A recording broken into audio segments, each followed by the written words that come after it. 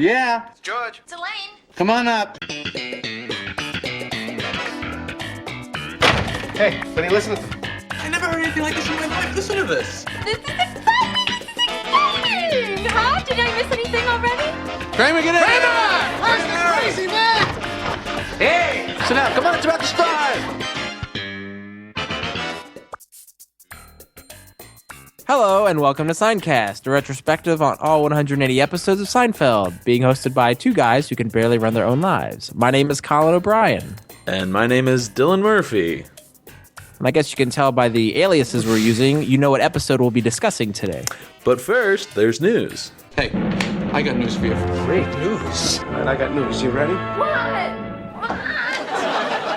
Vinny, Colin.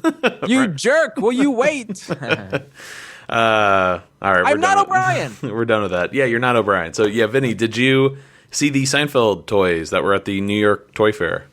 Yes, I certainly did, and I'm busting. What do we got? We have first six of figures. All, so we got 6 as of now with the initial release. Ever since I don't know, I like my merch, and I like bobbleheads. I don't have a lot of them, but I always hoped they would release Seinfeld bobbleheads. But I remember when we visited NBC, they said they couldn't get rights to actually release them. They were working on it. But it looks like finally wheels are in motion, and Vinyl Idols has the rights as of now, and they'll be releasing Seinfeld figures in the fall. And which toy fair was it? The New York Toy. There's only one. It's the New York Toy Fair. I think. Well, excuse me. But they released images of the first 6 Seinfeld figures. Who do we got?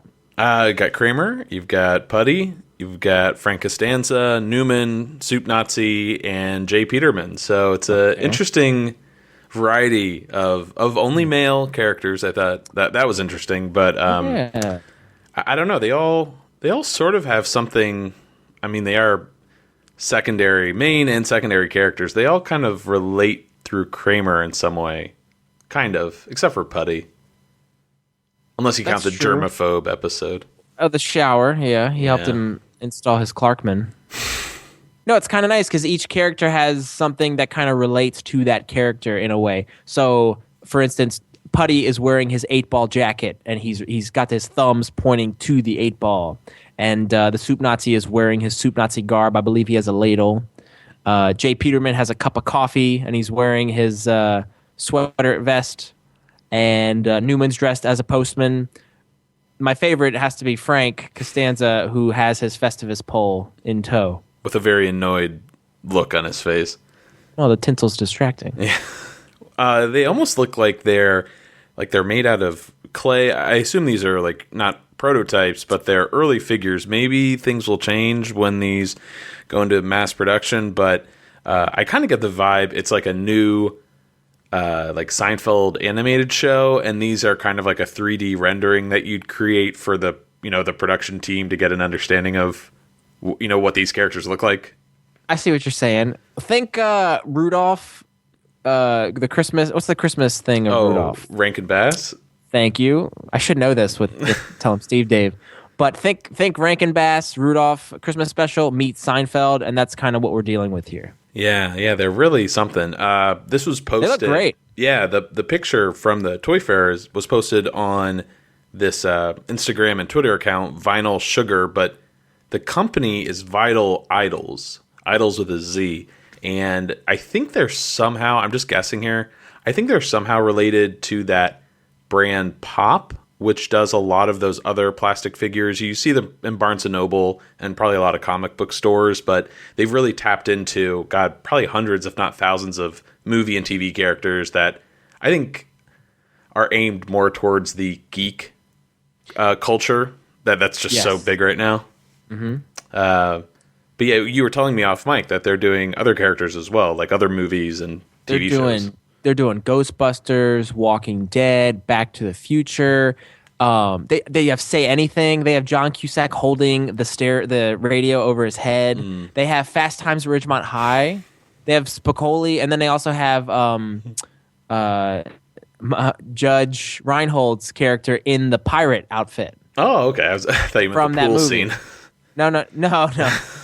Oh God. Sorry. But it's amazing how many different franchises they're bringing to life with these characters. Yeah. But these, I think, as everyone would probably agree if you're listening to this podcast, are like incredible because we haven't really seen Seinfeld toys before or Seinfeld. No. I mean, there's a lot of merch and it's, I don't know. The merch is kind of sparse, I would say. Sparse and also like, I'm sounding a bit like a jerk, a little lame at times. Yeah. Like how many... A little hacky. Well, there's certain things about Seinfeld that can only be like made like t-shirts. You know, there are a lot of t-shirts. There's, I guess there's mugs. I don't really know what else, like what other kind of product they've really tapped into. The trivia, Seinfeld trivia tin, Seinfeld Clue, Seinfeld Monopoly, games, board games, but nothing physical. We both have, we both got the Ass Man license plate, right? When we went on our Kenny Kramer reality tour. Wait, I gave you my Ass Man. I don't know why you gave me. Oh wait, yeah, I didn't buy one. You bought an Ass Man license plate. You gave it to me. Signed by Kenny Kramer. Thank you. One of my most prized Seinfeld possessions is we both got the Kenny Kramer mug on the tour, but I bought a Kramer throw. Do you remember that? Yeah, I do. Because I'm take a picture of that and post it. When you bought this is back in 2007 when we thought that was like the last Seinfeld like venture we'd ever have. You know, meeting Kenny Kramer, going on the reality tour, and I guess buying whatever merchandise he was selling. And yeah, you bought like this throw. Wasn't it like $100 or something? I think it was $50. Oh, okay, that's not too bad. I hope it was $50. Yeah, you're probably right. I don't think you would have bought $100 throw, but at the time, I just was like, why are you buying this? Because it's OOP, out of production. No, you can't find it anywhere. Now and he had that made special. Now he says that to every tour group that probably comes through. Like, I only got 3 of these left, and he's got a whole box in Jersey. But no, now that time has gone by, I wish I had that throw. Actually, you don't say. You might be able to sell that to me one day. Nope. But anyways, we'll let people know, our fans and listeners know, more about these toys as I guess the story develops. I think Toy Fair usually works where they preview the toy and they don't come out until next year, so probably 2016. I think that's how it works. I'm not sure. All right. But anyways, should we move on to this week's episode? I think so. What are we discussing today, Vinny? The 18th episode of Season 3, The Limo, written by Larry Charles. Story credit going to comedian Mark Jaffe, who was also a writer throughout Seinfeld from Season 1 all the way through Season 9. And then directed by Tom Sharonis, airing February 26th, 1992. And this is one of those episodes that we're doing. I love it when this happens. This episode aired on the day we'll release this podcast, February 26th, 2015. So if you're listening to it that Thursday, this is 23 years later. Hey, look at you. And if this is your first time listening, Vinny and I are following the episode order on our DVDs, which can contradict the original air date order. We will spoil future episodes as well, so we recommend everyone buy Seinfeld on DVD, marathon the show, and then join us again. Let's see. Oh, Vinny, one other thing we were talking about when the mics were off. Yeah, you have a product on Amazon that you wanted to at least push for this week's episode?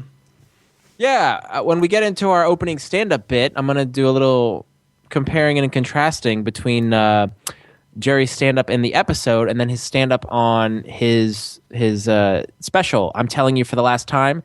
It's available on DVD as well as CD. I have both. And I listened to them ad nauseum in college. I remember falling asleep listening to his stand-up every night, and I had that record memorized. Mm-hmm. But he's going to do one of his bits that he does on the CD is the opening stand-up that we'll get to in a little bit. So you recommend? If you're a Seinfeld fan, pick up this CD and do yourself a favor because every track is just gold. Yeah, I was thinking every week we could do like a Vinny, what do you want to call it, like merch corner, where you can push a Seinfeld product on Amazon at our listeners. How about No. Vinny's cheap fabric and dim lighting. I want something related to Morty and his executives. Well, we'll come up with it, I guess, maybe between episodes. But let's talk about some setup for this week's episode. Let's do some behind the scenes from the story department. The story for this episode was by, as you mentioned, Vinny, Mark Jaffe, who was a stand-up comedian, and I don't know if we've talked about him that much on our show yet, maybe once or twice in the early seasons. He came on the show to help generate a lot of story ideas. So I guess maybe initially during pitching ideas to Larry and Jerry, he would maybe come up with a few ideas. I know he's listed on IMDb as a program consultant, so I think that's sort of like I don't want to say a made-up title, but it's a vague enough title that he could be someone who's just there to help. Hey, what about this idea? What about that? He's a jack of all trades, it seems. Yeah, so he'll also get a story credit for the pick in season 4 and the bookstore in season 9. So I don't think he was there every day, every week necessarily pitching ideas, but he did have a presence, or at least a good enough relationship with Jerry to come up with story ideas. The story idea he suggested was, getting off a plane, seeing a limo driver with a name, and pretending to be that someone to get a ride into the city. Eventually, Larry Charles suggested, what if this was a limo for a neo-Nazi? And this, of course, caused Larry David and Jerry Seinfeld to, really crack up, and he was on his way to write the episode. Larry Charles is on the DVD, which Vinny and I always watch before we discuss an episode on Seincast, and he admitted, Larry Charles that is, that he likes to go for the extreme whenever he's coming up with an idea or pitching an idea, and then backing down from there. And I feel like that really sums him up perfectly, because he's sort of known for his extreme ideas, out of the box, sort of, genre-bending concepts. Yes, is any topic taboo in the Seinfeld universe, he's going to go for it. And then, obviously with the bet, which we discussed previously, Elaine getting a gun was a subject that was too difficult to tackle, but he's going to go for it. He's killed off a main character in a dream sequence, you know? So this episode might be the closest we get to violence in an episode, or I don't know, I guess the shootout, like shooting Jerry. The threat of violence. Yeah, the threat of violence. And maybe as it's framed with the whole neo-Nazi Aryan Union, I don't know, maybe it makes it that much worse. But the idea of shooting Jerry in his apartment is pretty dark. Yeah. This episode was filmed without a studio audience, like many episodes we've already covered on the show, such as the parking garage, the subway. It was actually filmed over 3 days, which I think is pretty extensive. The first 2 days were in and around the limousine, which was actually achieved by driving a real limo onto the soundstage. The limo was a show car, which meant that they had to modify it to allow the camera to film at the right angles. That would, be pretty difficult to achieve if you're actually, of course, sitting in a car. In the initial draft, there was actually an attempt to keep the two-person shot the entire time, where it would just be Jerry and George sitting in the back of the limo. I guess you wouldn't have a lot of, cross-cutting at the individual characters, which I think is kind of difficult to imagine. What would you cut to? You couldn't have these long, drawn-out takes. Maybe you could. I don't know. You could just have reaction shots, but then it may not flow. No, yeah, it's tricky. I was really impressed this episode, and maybe because the limo it's at night, so they kind of, the set's working for them, but it's, the rear projection, I feel like, is done really well this episode. Yes. In some episodes, it's really obvious. Again, I think that's because you have a lot of street lights having to shine through the windows, and you have windows on the sides, whereas these are tinted, so they can get away with just that little bit in the back, and the windshield, of course. Tom Sharonis mentioned in an interview again that this was rear screen projection rather than green screen, which they typically used in driving sequences. The scenes with Elaine and Kramer were filmed at a Paramount Studios New York set, because the Seinfeld, set was only made up of 4 storefronts at the time.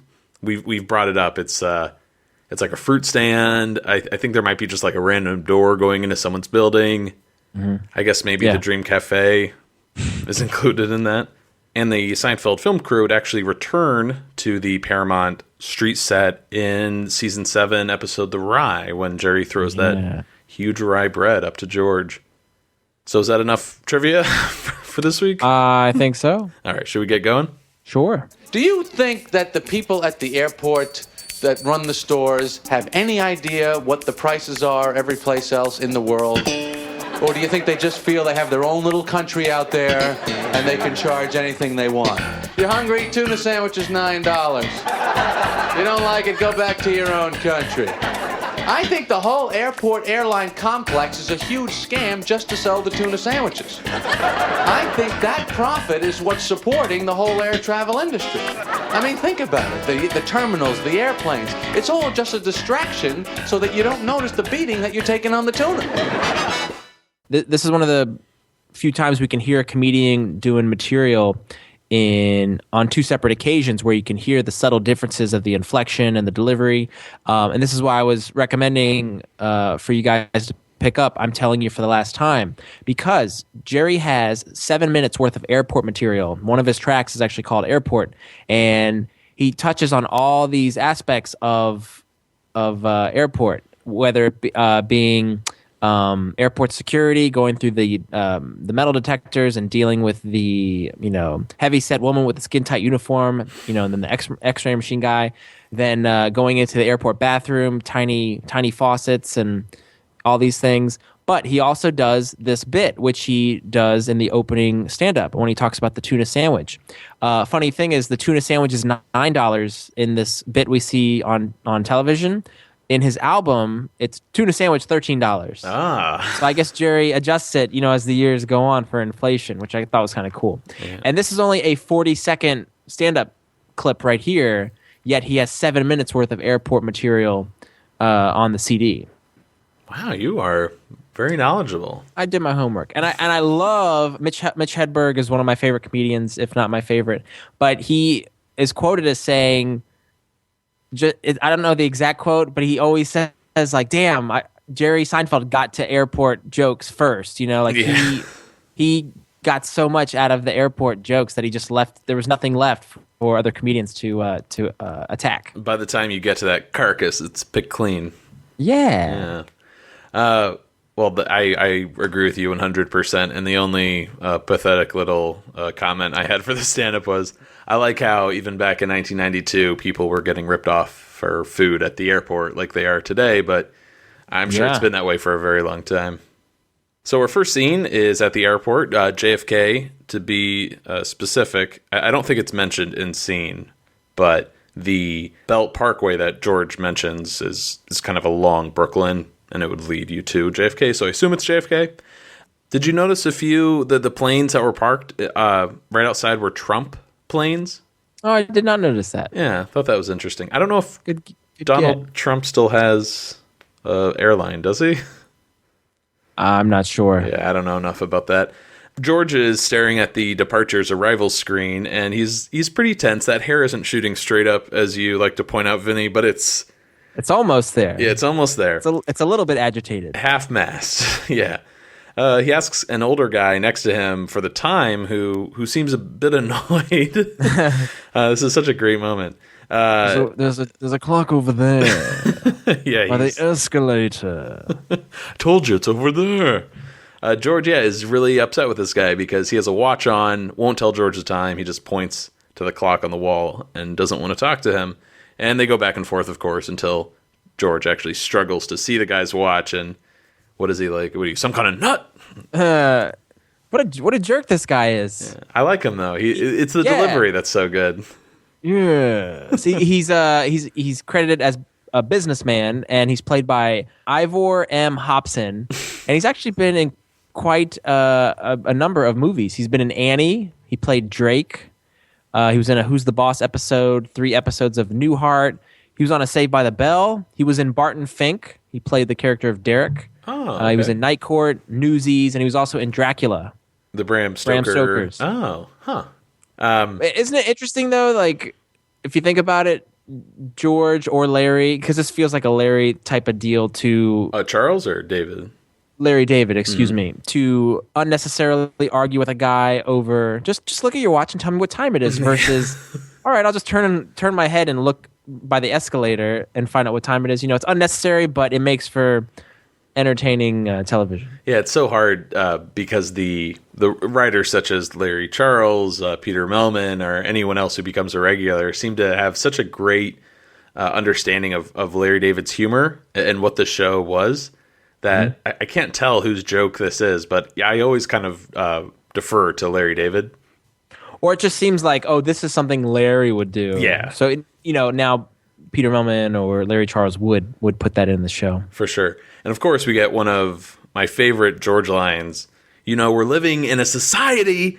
Sorry, I don't want to shout too loud. I love that line. That is just one of my all-time favorite. Just like venting, angry George lines that could really be placed in any situation. Now, do you remember that from a previous episode? Help me out here. Oh, help me out here. I don't even remember what episode we did last week. So Chinese restaurant. Oh, yeah, there you go. Thank you. Jesus. Coming back. Anyone want to replace me as the other host? Boy, we've officially bottomed out. Yeah, we sure have. Oh, so Larry Charles, here we go, repeating a line for George. So Jerry walks out of his gate and he finds out George's car broke down on the Belt Parkway 1 mile from the exit. It started shaking. Really violently shaking, which great moment. I remember one time watching this episode and that George did that motion violently shaking where he looks up to the sky, and I just lost it and I was in tears. I had to rewind it and watch it again, and I was crying at that moment. It's so good, and I will always remember that. Yeah, so, it's I wrote a note here. It's very reminiscent of Kramer a little bit. I got that vibe, but then there was someone else. I couldn't really put my finger on who exactly. And then it hit me. It reminds me a little bit of the Moyle character in The Brisk. Yes, it's the delivery. What does he say? He says something like like a mutt, like a dog, like a that one. Yeah, like an animal. He kind of gets turned up with each. It's very volatile energy. And just Jerry will describe Jason's energy as very explosive, and that's kind of what that delivery is right there. For sure. And now there was a bit more in the script here, right? That got removed, I guess, or deleted. Yeah, George getting stranded on the side of the road and his car breaking down. George was also saying, "I was standing on the shoulder of the Belt Parkway, one of those people you feel sorry for. You feel so helpless. You need help.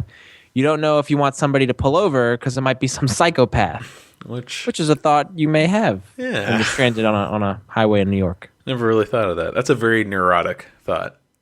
Notice, Jerry says, "Okay, so you have no car." No. So what are you good for? Yeah. What good are you? And George pulls out a comb and starts combing his hair. Like, let me put this back into place. I have that note too. Do we ever see George combing his hair? We do not. Other than One Hit Me. In the episode, Oh, you know what I'm talking about? Dennis Franz in the background. Yeah, where he's in the mirror and he's got the blow dryer, and I think it's a brush he's using, but still, you never see him with his hair. But he's combing the sides up versus here he's combing the top back. And I also remember George he tells Jerry he still has Brill cream in his medicine cabinet, which is used as a hair product. True. So Jerry observes a chauffeur nearby holding a sign for someone named O'Brien and says he'll be waiting a while since O'Brien got stuck in Chicago due to the overbooked flight. He kept screaming, though, that he had to get to Madison Square Garden, I guess, tonight. And, George jokes, "Hey, we should take the limo then." Wait a second. Think about it. He's not showing up. Where do you see the line for cabs? It's like 45 minutes long. You said he's in Chicago. He's definitely in Chicago. Well, the guy's just standing there. How would we do it? We just go up to him and we say, "We're O'Brien." Maybe he knows O'Brien. No, he doesn't know O'Brien. If he knew O'Brien, he wouldn't have a sign. Let's just do it. Well, what if we get caught? What's going to happen? They can't kill us. Who's going to be O'Brien? I'll be O'Brien. Who am I? You. Just me? Yeah. Okay. You don't want to be you? Well, if you're going to be O'Brien, why can't I be somebody? Like who? Dylan Murphy. Okay. What, now you want to be Dylan Murphy? Well, I like Dylan. You could be Colin. Colin O'Brien. I'm Dylan Murphy. I'm Colin O'Brien. Are we really doing this? Come on. Hey, do you have the time? Clock over there. O'Brien? Yes, sir. Sorry, we're late. Here, let me take that for you. Oh, thank you. I'll get the car and I'll bring it around front. Thank you very much. Dylan? Go. Now, Matt, did you notice during the cuts in the scene Jerry's scarf moving back and forth? Oh, you love pointing these like continuity errors out. Well, when I can catch them, it's a treat. But other times I miss them. But here, it's very apparent. You see, he puts his bag on, and then the scarf is kind of haphazardly draped over his shoulder, and then in another shot, it'll be nicely tucked underneath his collar, and then it kind of goes back and forth. And now I can't unsee it. Like your eyes always gravitate to that. Yeah. Oh, that's torture. Sorry, everybody. So the line, "What's going to happen? They can't kill us." Oh. I feel like that is a method of thinking that gets used in Seinfeld and Curb. It was previously used by George in The Ex-Girlfriend when he was justifying breaking up with Marlene. Mm-hmm. When he says, "She can't kill me. You're flesh and blood." But I feel like Larry uses it as well in Curb. And for some reason, I feel like it comes up other times in Seinfeld, but I'm blanking on the others. That idea of just going to the worst case. Well, but scenario. they can't kill us is an excuse they'll use to validate. Why couldn't I say that?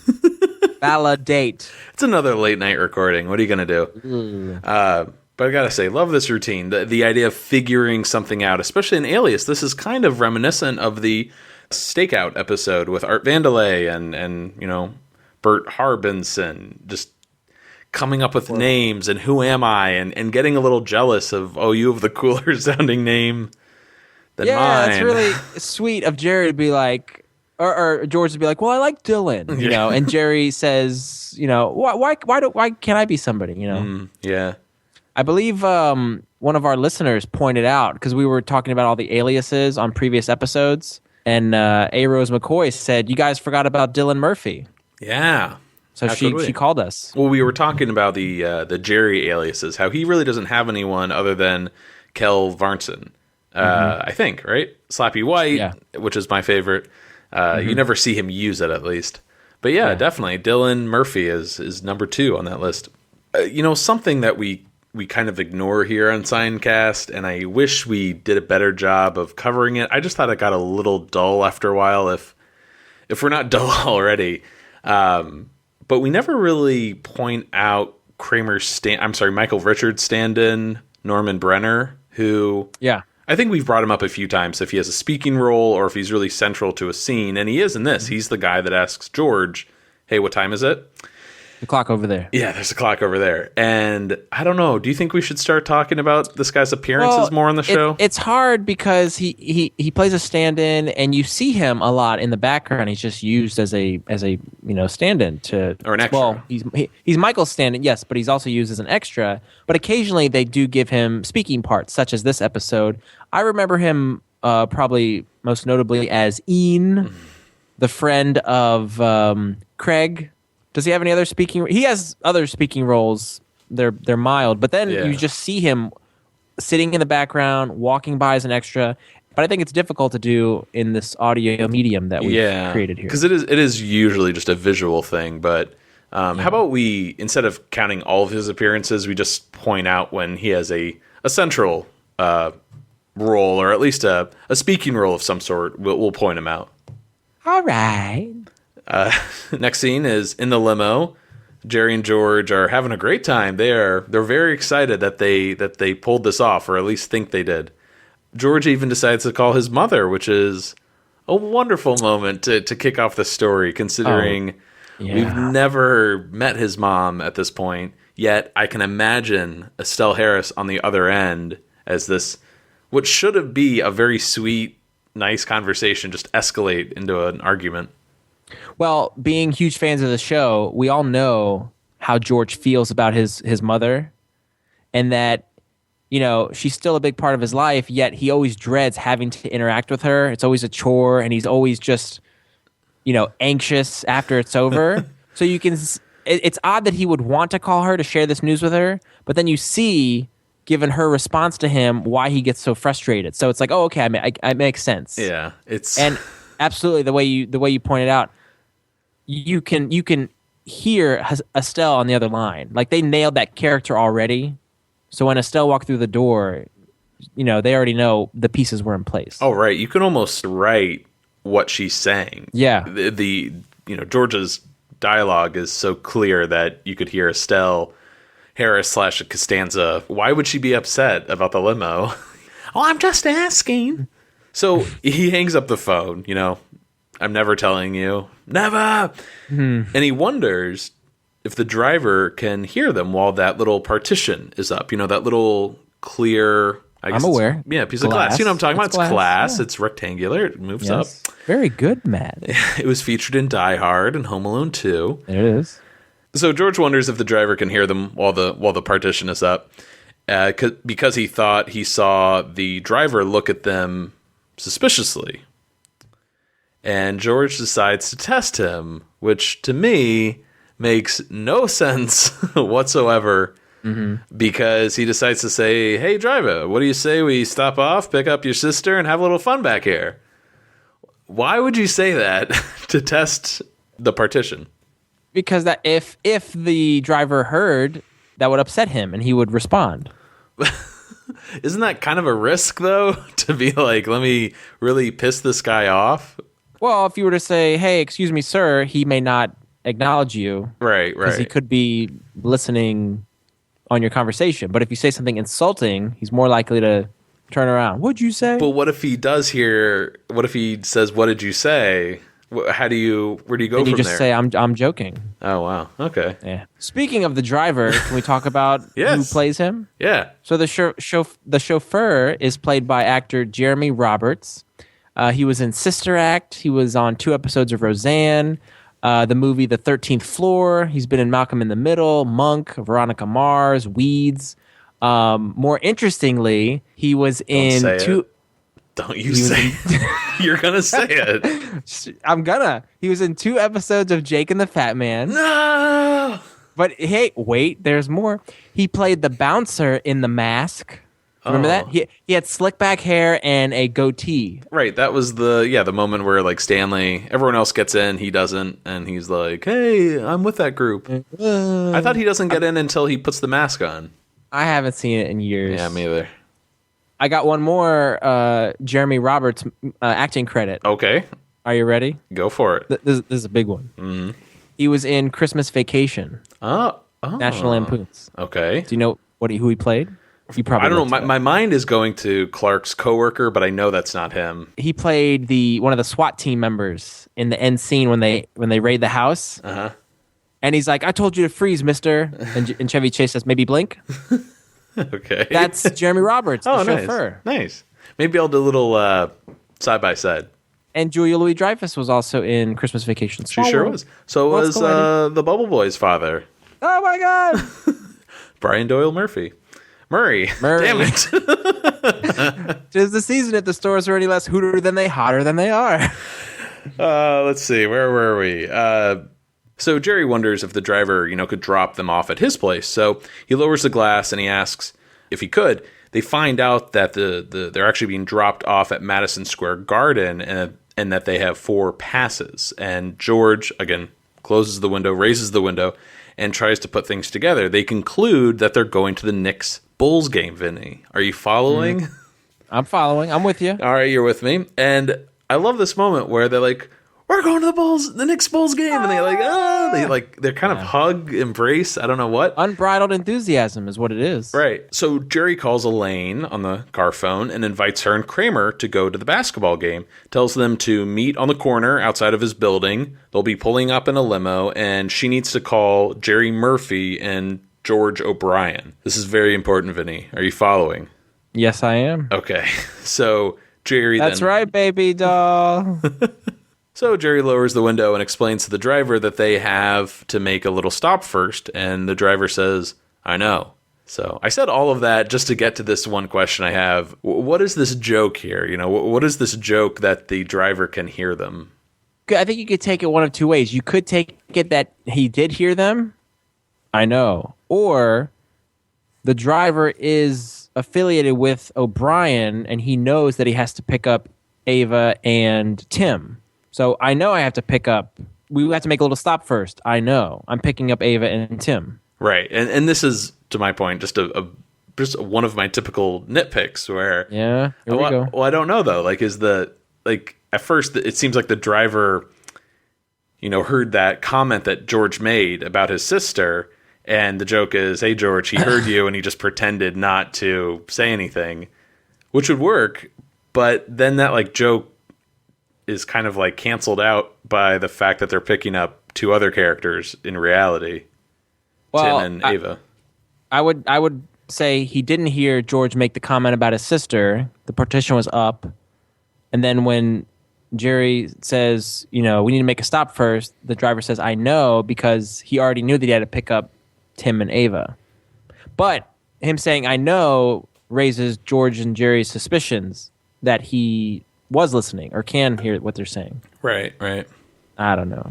Is this thing on? Is this what the show? Okay, well, I got a question before we go on, and I'd like to pose it to all of our listeners. When Jerry says to George, "You may have hit with this," when they're very excited that they've stumbled into this free, these free passes to a Knicks Bulls game. Yeah. George says to himself, "I see things as they are. I'd ask why or why not." Then he says, You're getting thrown just like George was. Yeah, but then he says, "No, is it I see things or is it you say?" What is that from? The routine? Yeah, and how is it supposed to go? And what is you see? I see things as they are, and I say no. Wait, no, you see things as they are, and you see things? Do you see things? What do you see when you see things? and he's kind of saying it to himself, trying to figure it out. But is that from something? Is that a saying? Because I don't get it. Well, Vinny, if I could pretend that I just knew this without having to look it up, that's a George Bernard Shaw quote, or at least I think they were referencing it. He said, "I hear you say why, always why. You see things and you say why, but I dream things that never were, and I say why not." So I think it's a play on that. There's also a version that Robert F. Kennedy also used, but I think that's sort of what George is referring to in this scene. One other thing to note: did you notice when Jerry calls Elaine, he gives her the "It's me"? Oh, I didn't. I don't know since that's going to come into play later on. Good call. Where are we going? Why are we pulling off here? Maybe it's a shortcut. We're on the Grand Central. There's no traffic.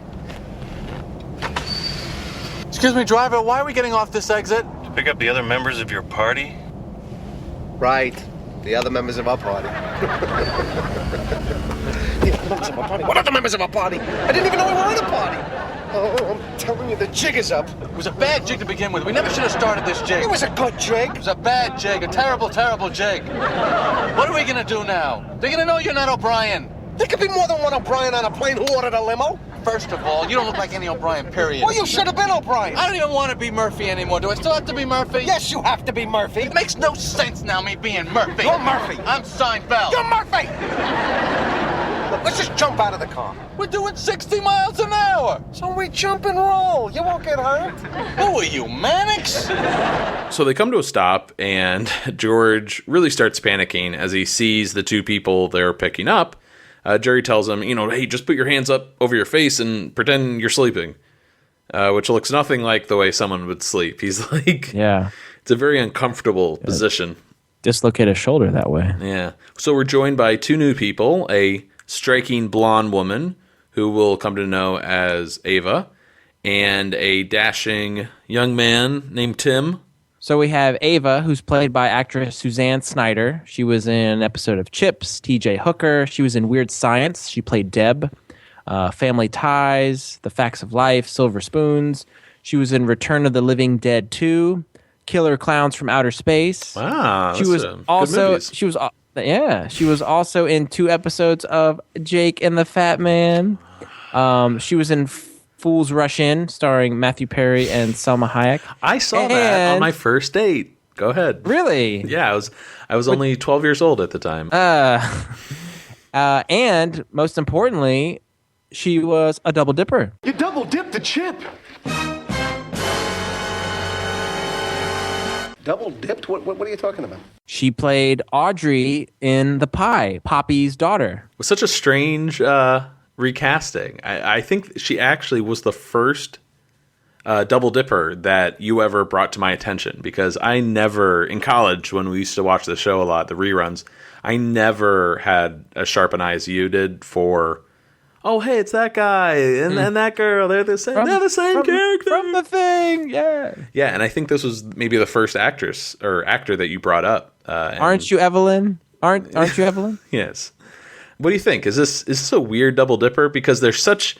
It's not like the actress's name is escaping me, but the woman who played the ex-girlfriend, help me out, in season 2.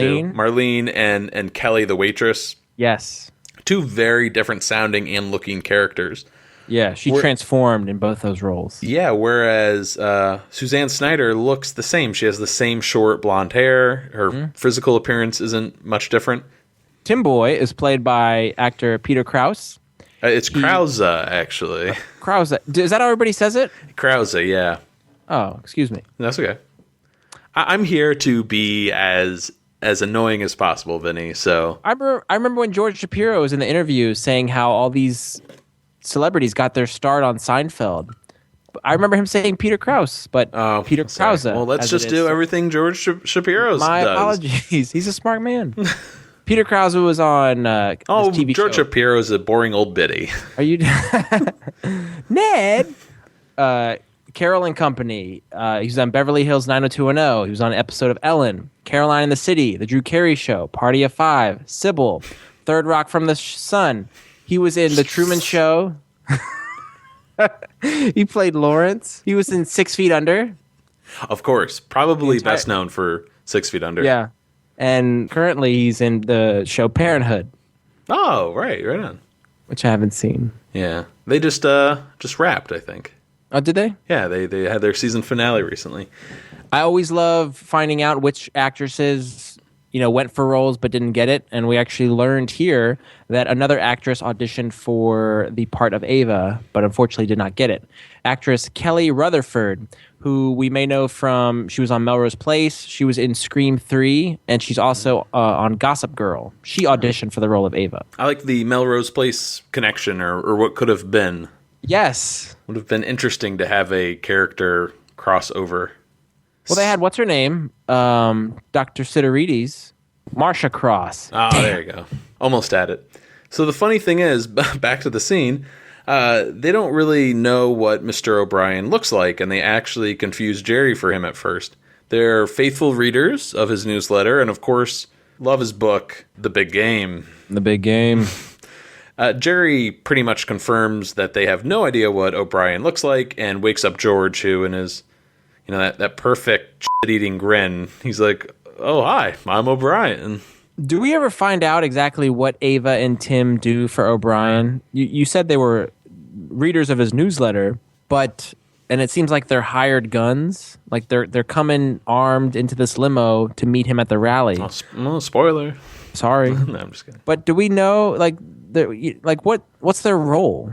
They're someone with the rally that would be that escort from the airport to the actual event and watch over them, and in this case, protect them, maybe even give their lives for him. That's true. Secretary faxed a copy of the speech over, right, to Ava. She has it. So we cut to a street corner, that street corner that we mentioned at the top of the show, filmed at a Paramount Studios lot. Elaine pulls up in a taxi where Kramer is just sitting on a street lamp. I really like that image. Mm-hmm. But anyways, he's shocked that she took a cab and wants to know how much she makes, and he offers to tell her how much he makes. Which, I know how much you make. Right. Reminds me a lot of the Cadillac, that exchange Kramer has with Jerry. I tell you how much I make, and I'm always impressed. Yeah.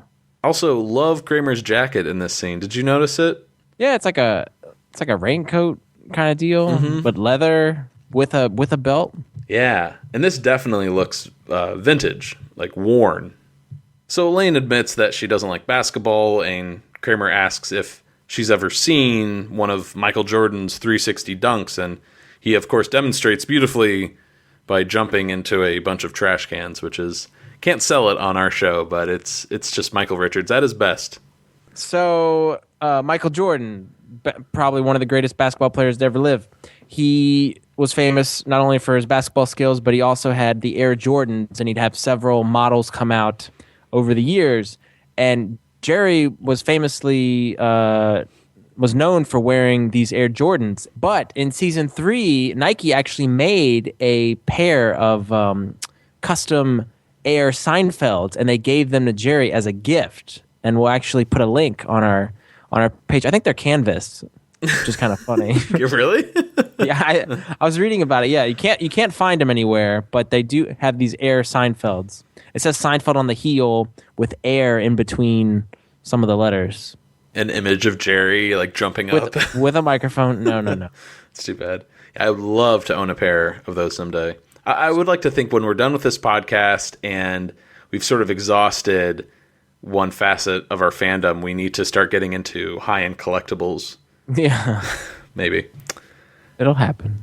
So we go into a little bit of stand-up. You know what I never get with the limo? The tinted windows. I mean, nobody cares who's in the limo anyway. You see a limo go by, you know it's either a rich guy or 50 prom kids with $1.75 each.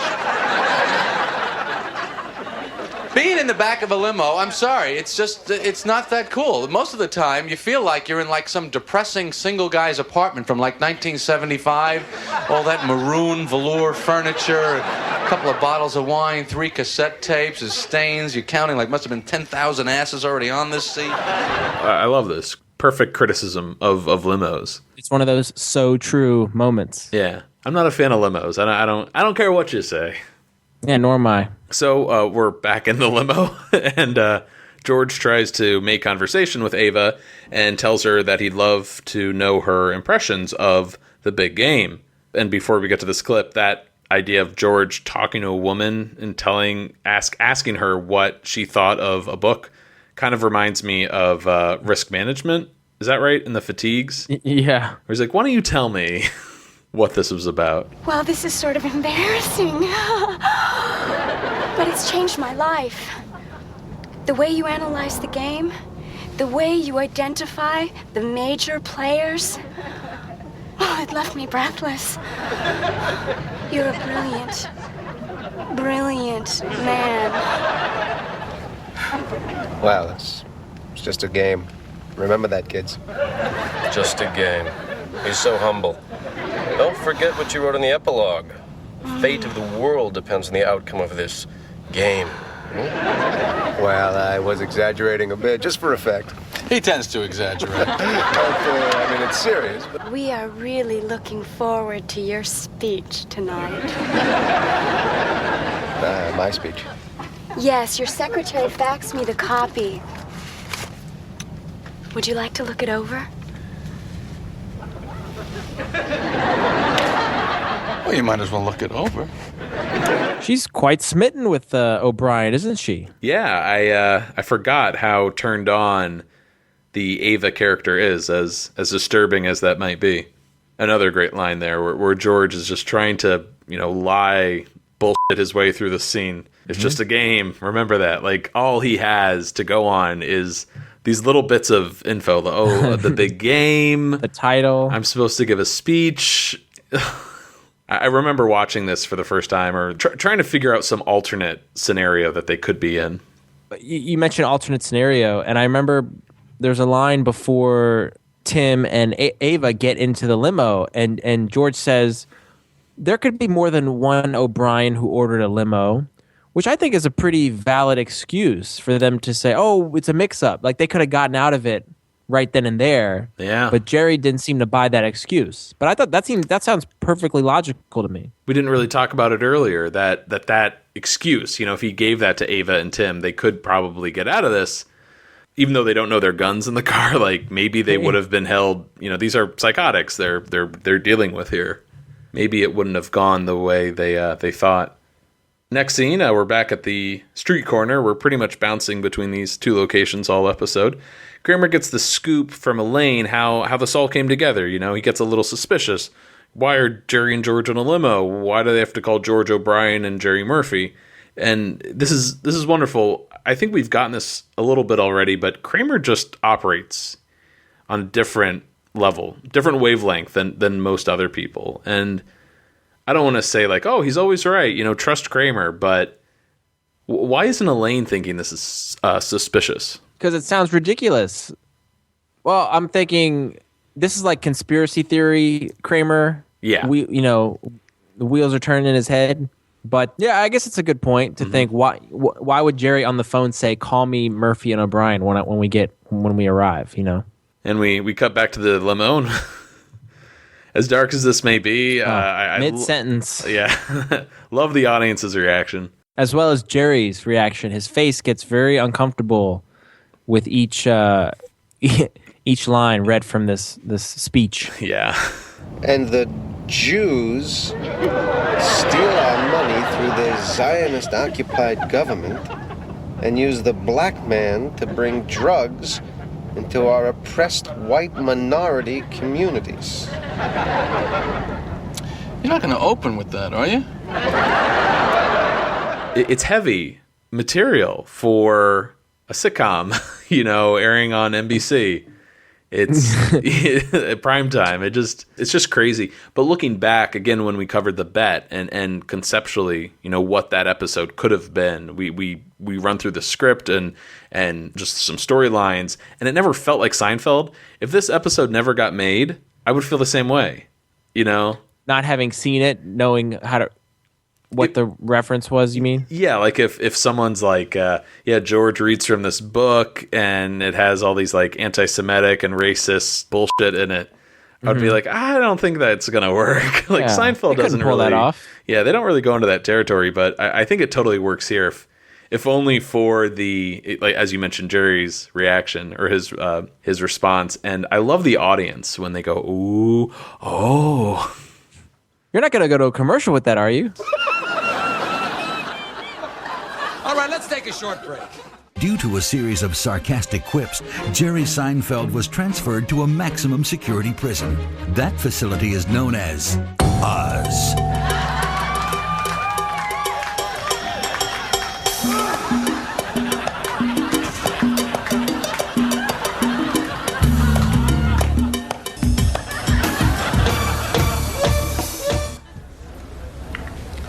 Listen up. Beecher's going down in the shower. I'm gonna cut off his and stuff it in his mouth. Hey, fellas. I noticed there's no cardio equipment in the gym. Is there another room somewhere?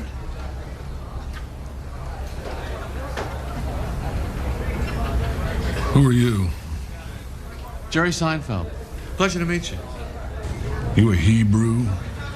Yeah, but people don't seem to have a problem with it on a national level.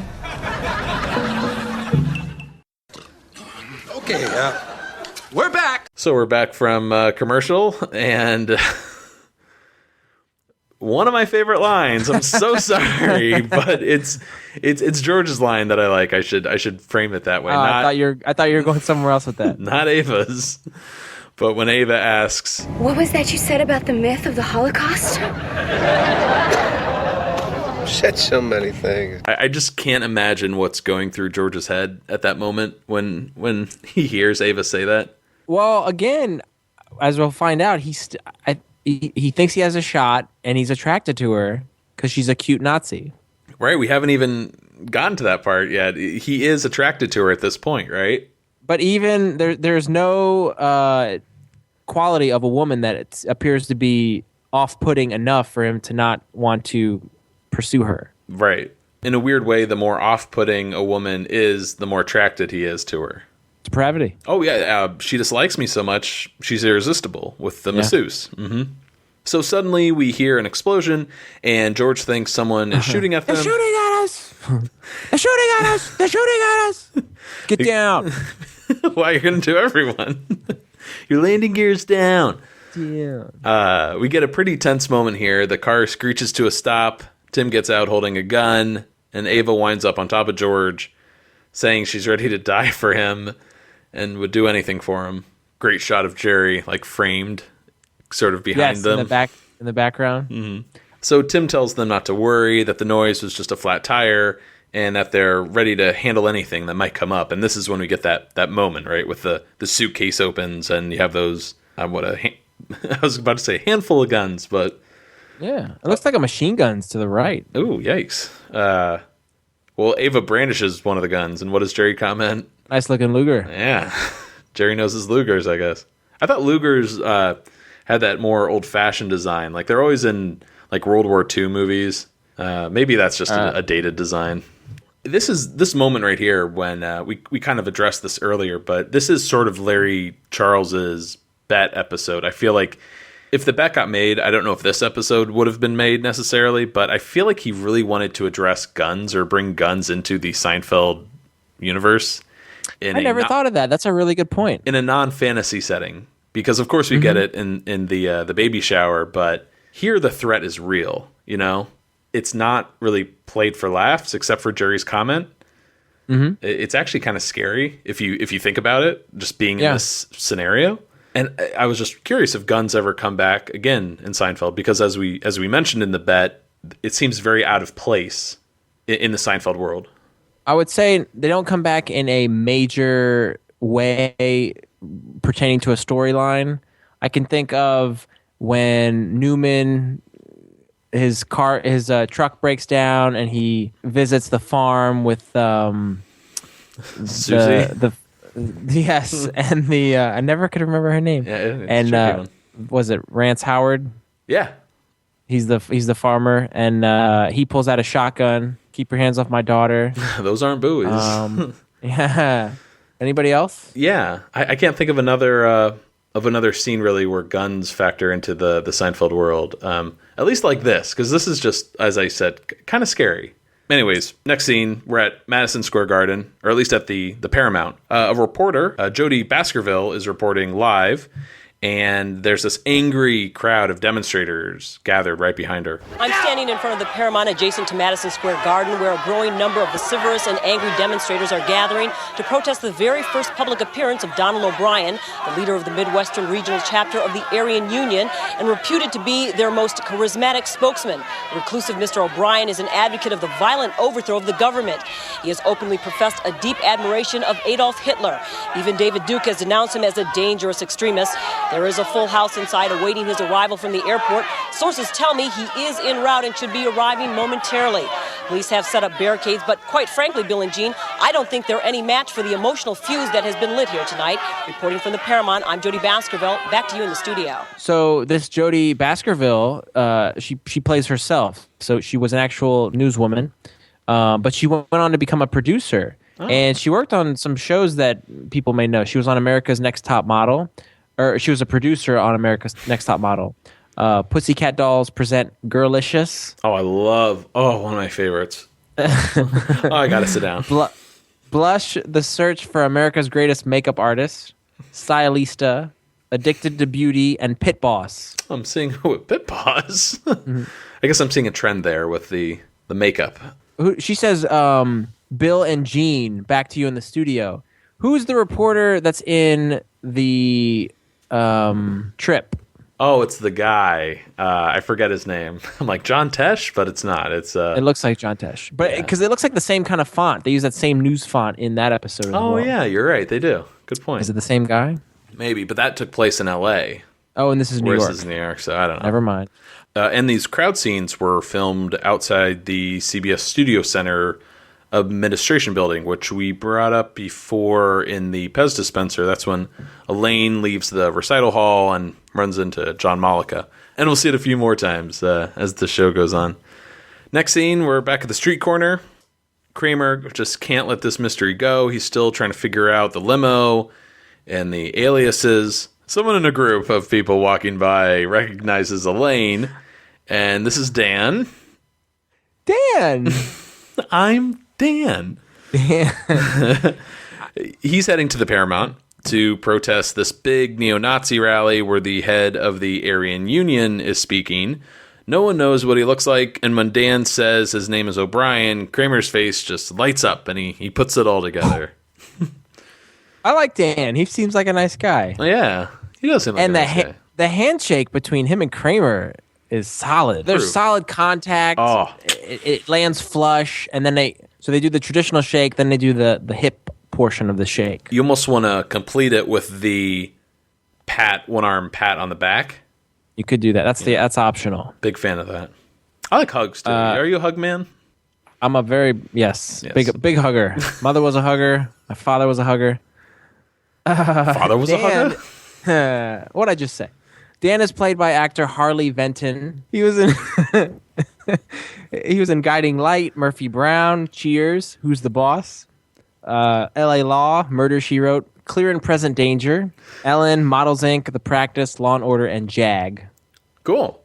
Yeah, he's a cool guy. Elaine has a lot of interesting guy friends that they all seem to be kind of the same for the most part. Mm-hmm. She dates what about that? I mean, like, all of Jerry and George's girlfriends tend to have some weird mannerism or weird feature about them. Some quirk, yes. Yeah, some quirk. That's a better word. Whereas Elaine, especially in these early seasons, she dates just really nice, attractive guys, She's a man's woman. Yeah. So we're back to the limo. Jerry and George are alone while, presumably, I guess, Ava, Tim, and the driver are outside changing the tire. Did you see the How many Nazis? How many Nazis? I can't do it. Say it. How many Nazis does it take to change a tire? 3, I guess. All right. They really cracked you up. I did. Yeah. What's taking them so long out there? Did you see the way she was looking at me? She's a Nazi, George. A Nazi. I know. Kind of a cute Nazi, though. Well, we gotta make a plan before they come back. What are we gonna do? I don't know. Let's just make a run for it. I can't run. I have a bad hamstring. How's that happen? I heard it in a hotel room. You know the way they tuck the covers in real tight in those hotel rooms? I can't sleep like that, so I tried to kick it out and I pulled it. I know. Why do they make that bed so tight? You gotta sleep with your feet like that. It's for a mental patient. Wait a minute. The phone. We'll call the police. 911. She said she'd do anything. Yeah, hello, police? Yeah, listen, we're in the back of a limo in Queens. AstroTurf. You know who's responsible for that, don't you? The Jews. Oh, the Jews hate grass. They always have. Always will. We'll be ready in a minute. Would you excuse us for a minute, Tim Boy? We're kind of in the middle of something here. With all due respect, Mr. O'Brien, we're just about to leave.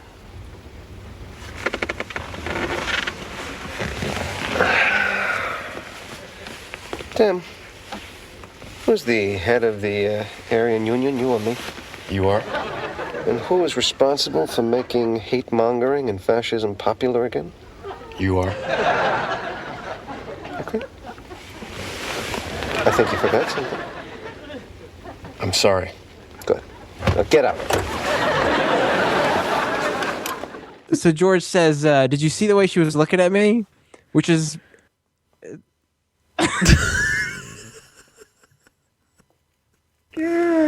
He's lost it tonight, folks.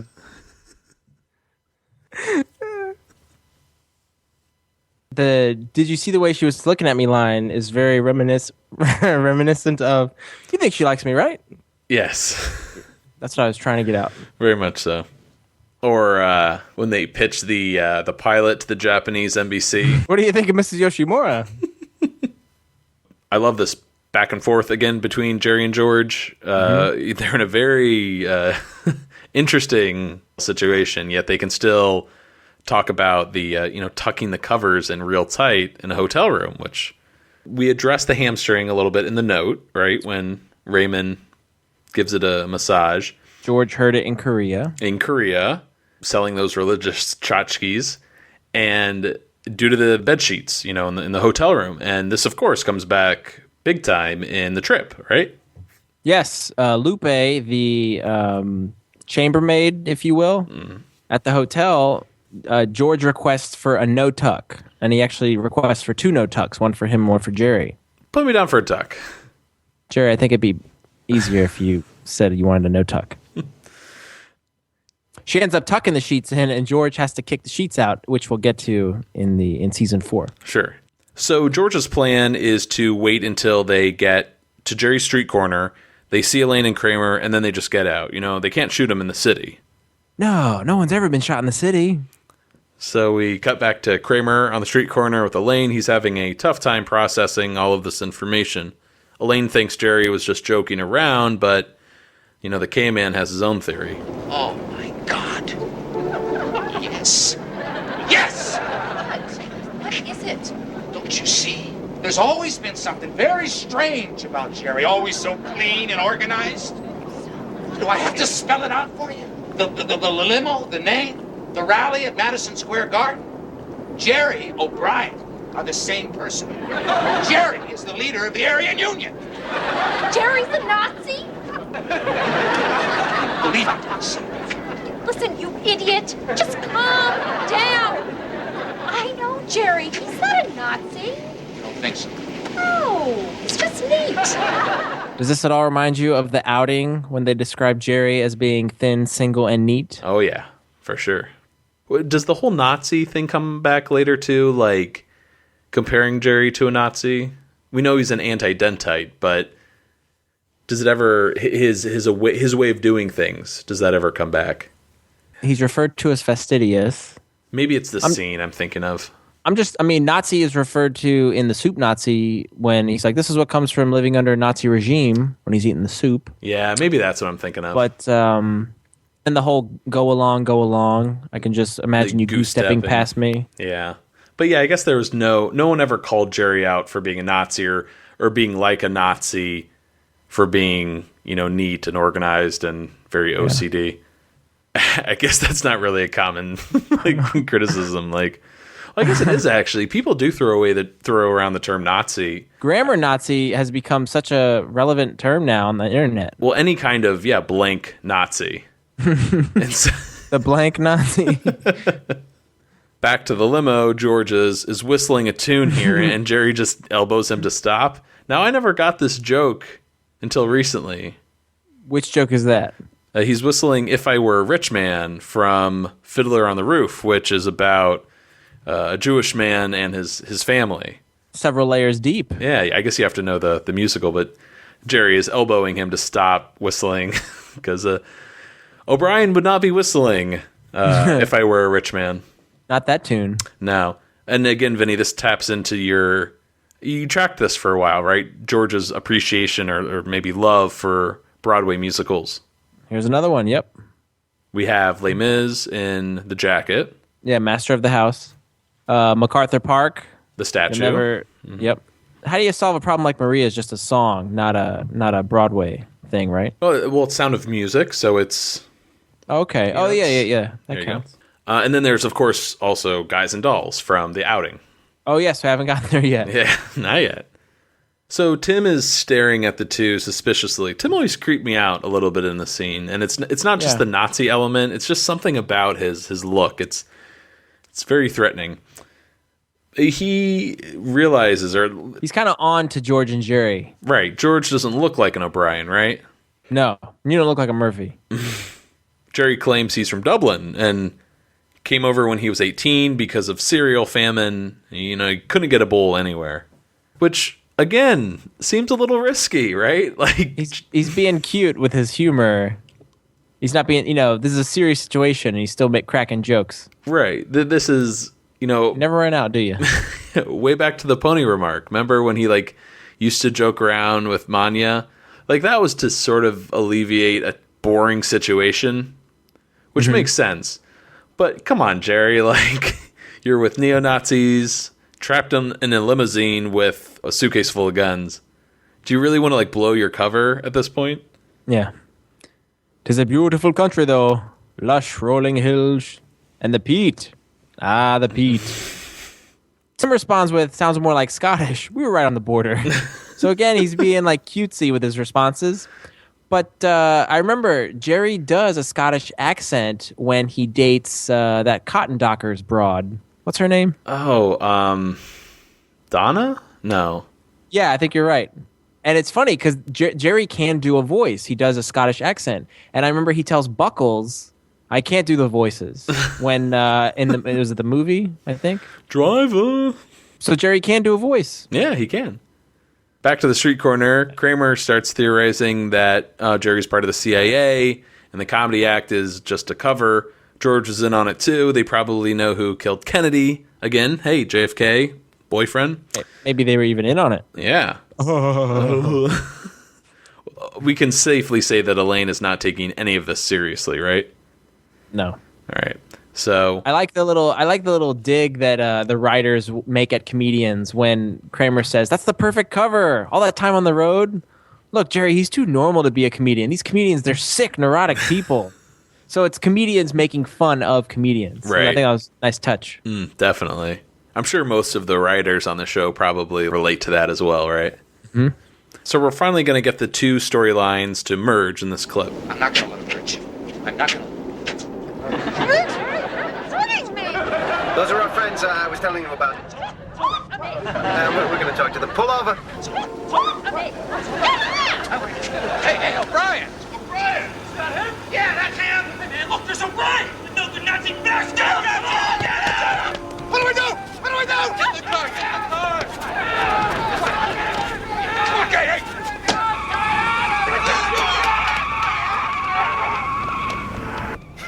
O'Brien, long time no see. How's tricks, Murphy? Why did you call him O'Brien and him Murphy? No, he was talking to me. He's cross-eyed. It can be very confusing. Yeah. Ava. It's for me. Hello? It's O'Brien. Brian. Oh, that's weird. Who are you? I'm Jerry Seinfeld. He's George Costanza. He was supposed to pick me up at the airport. His car broke down. I told him to get rid of that car, but he wouldn't. So he was driving on the Belt Park, but I ended up... Get off of me! Get off of me! Is that line looped? Does Elaine say "get off of me" once and then they just loop it? Like they just play it twice? Yeah, that's what it sounds like to me. It's a weird moment because Kramer is so just off in his own paranoid thoughts. And he smothers her. It's kind of scary because Elaine is really frightened, it sounds like. And I love that POV shot from the limo of it pulling up when Jerry is like, "Oh, hey, they're my friends." And you just see Elaine struggling with Kramer. Flailing about. It's kind of like out of context. It's kind of creepy, but it's really funny in context. And of course, we have the gang reunited in the back of a limo at gunpoint. There's a group of onlookers that notice the limo, right? And they say, "That's O'Brien," and they start chasing him. Yes. With one guy's got a bat, and he looks like the singer from AC/DC. I didn't notice that. It sort of turns into the Warriors there for a second, because you just have like random New Yorkers with weapons chasing after another group. And so the gang is held at gunpoint, and they're all trying to explain themselves as the limo pulls up to the Paramount, and all the demonstrators start shaking the car violently. Violently. It's funny that you can kind of isolate one of the three that's actually giving this explanation now, and you can kind of focus in and hear what each excuse is. Mm-hmm. So you can focus on Jerry, hear what he's saying, focus on Elaine, and then focus on George. So it's kind of neat. But the beauty is when all the explanations sync up at the end with "I swear, I swear, I swear." Well, Ava yells at them all to get out, and there's that great moment when, as they're getting out, and the protesters are just going crazy outside, she sees Dan through the windshield. Look, it's Dan! Hi, Dan! Hey! Dan! She's so excited to see her friend in the midst of this gun being pointed at her face that there's Dan. Hi. So you're not you. You're Dan. I'm Dan. So before stand-up taking us out of this episode, we have just a wonderful moment here. I don't feel like the scene gets a lot of attention, but you love it. I love it. Yes. It's George on the news being ID'd as Donald O'Brien, the like the head of the Aryan Union.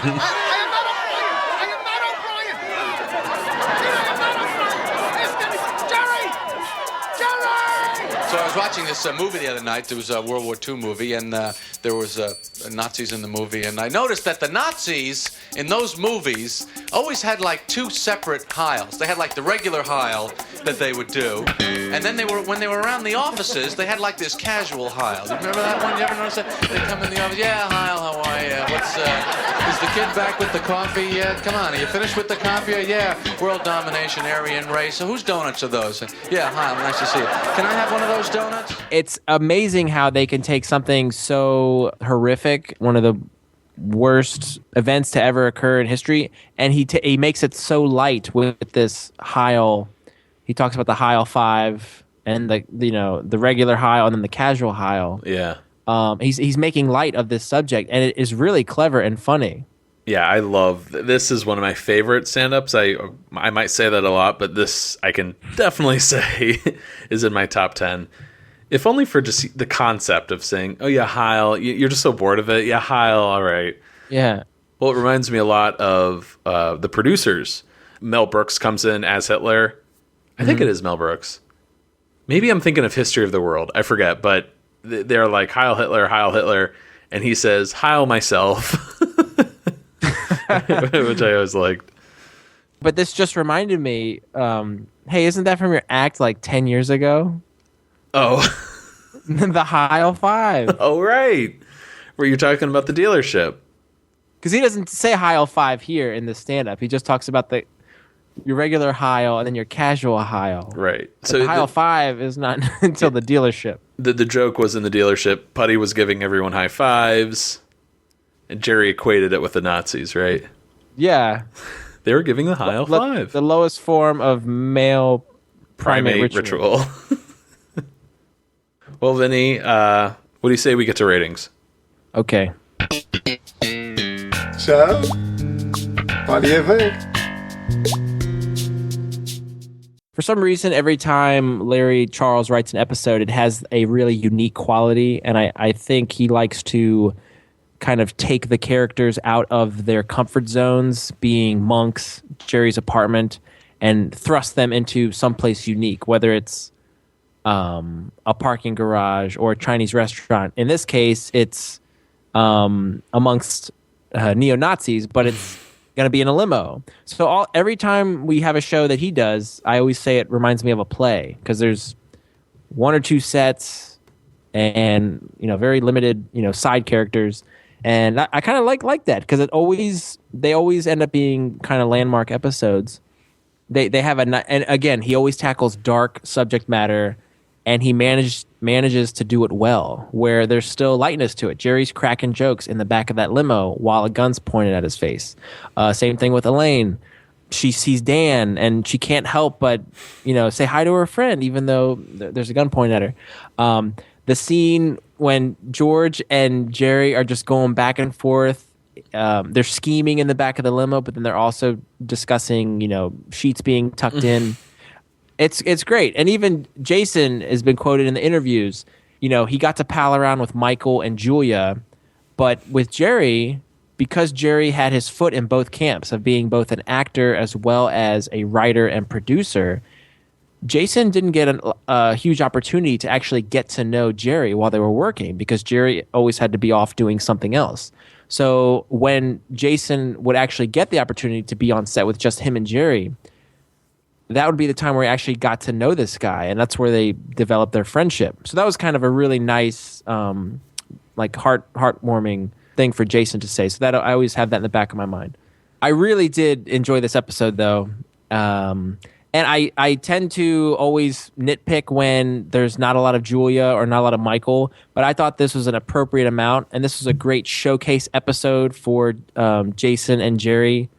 And as many people will say, this is the essence of the show, is the relationship between George and Jerry. So I have no qualms about there being limited amounts of Michael or Julia. So I'm going to give this 9 nice-looking Lugers out of 10. Aw, a little Luger. I love what you mentioned about Jason not knowing Jerry very well because he was so busy with writing and producing. I'm going to look at Jerry George scenes a lot differently from now on. Not just scenes, I guess, more like storylines, because this is one of Jerry and George's like finest hours, or half hour for that matter. I love this. I love this premise, and I love having them stuck in the back of that car and all of their scenes together. It's just brilliant. The proximity, they're trapped. They're in a very threatening, probably the most life-threatening moment they're ever in on Seinfeld, other than the finale maybe. I just like that idea that Jason and Jerry, despite doing, 35 episodes up to this point, or 34 technically, still don't know each other that well. So I like that. Thank you for bringing that up. But this episode, for a long time, this wasn't one I really liked. I think the dark elements kind of turned me off, and it's not a traditional episode. It's not. We don't see monks. We don't see the apartment. It's two unfamiliar sets. We have the airport set is somewhat familiar, but the limo and the street corner at the Paramount Studios lot, just we never see them again. So it's kind of stands out. Now that we're revisiting the show and really poring over all the little details, I love episodes like this. I love episodes that break the mold, that aren't tied down by what this sitcom genre says you have to do. And it's thanks really to people like Larry Charles, who are able to think outside the box and bring not only new settings, but new situations for these characters. Whoever could imagine, a show that was once criticized for being too Jewish would tackle neo-Nazis and Aryan unions and all of this, just crazy dark material. I think it works beautifully, and only a show like Seinfeld could really pull it off. So as a whole, I think it's a great episode. I'm glad that what's her name, who plays Ava, Suzanne Snyder. I'm glad we get to see her again. Actually, I really like her. I like that even though she's very recognizable in both this character and Audrey in The Pie. She's a Nazi, Matt. The idea that she's so turned on by being in George's presence is just like mind-boggling, and it has nothing to do with George. It only has to do with the fact that she thinks he's O'Brien. Yeah. I just like that. George can never, the only chance he has at getting a woman is being confused for being, the head of the Aryan Union. I love that. Seems appropriate. Yeah. But anyways, love this episode. Love Larry Charles. Love Jerry and George's dynamic. I think it's one of their best. So I'm going to give this 9 Jewish crafted AstroTurfs out of 10. We're still in season 3. Again, we say the first third of Seinfeld seems the most grounded in reality. And despite this episode, it could come off as being zany in a way, because if you think about the premise, but it still feels very realistic. It still feels like a first third of the series kind of show. It doesn't feel like it's taking place in season 7, 8, or 9. Yeah. Which is kind of interesting. It feels more like a season, or that first third, because the budget is so low. You know what I mean? Like thank goodness for that. Yeah, right. There's a lot of really dark undertones, I think, that could really offend a lot of people, or might be really emotional for maybe some people to watch, or maybe some people don't find this episode funny at all because of that material. But I'm really glad that Larry Charles was able to get this episode out there so early on, because I wonder if they never made it now, like in that first third, if it would ever get made later. If not now, when?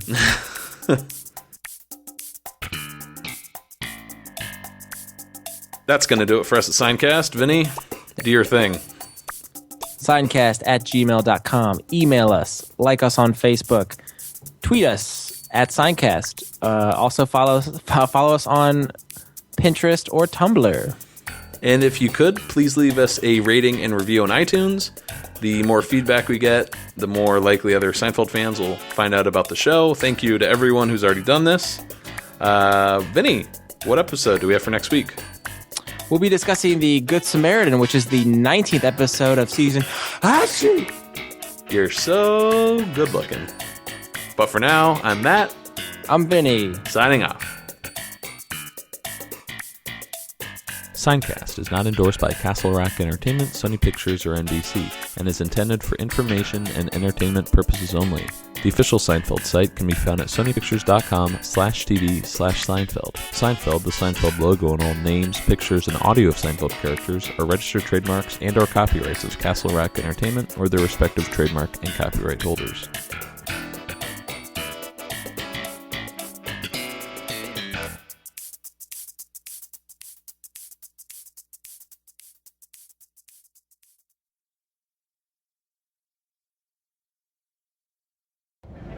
No, I'm not telling you. How's this? I'm never telling you. I don't care. No! Fine! Never! She happy for you?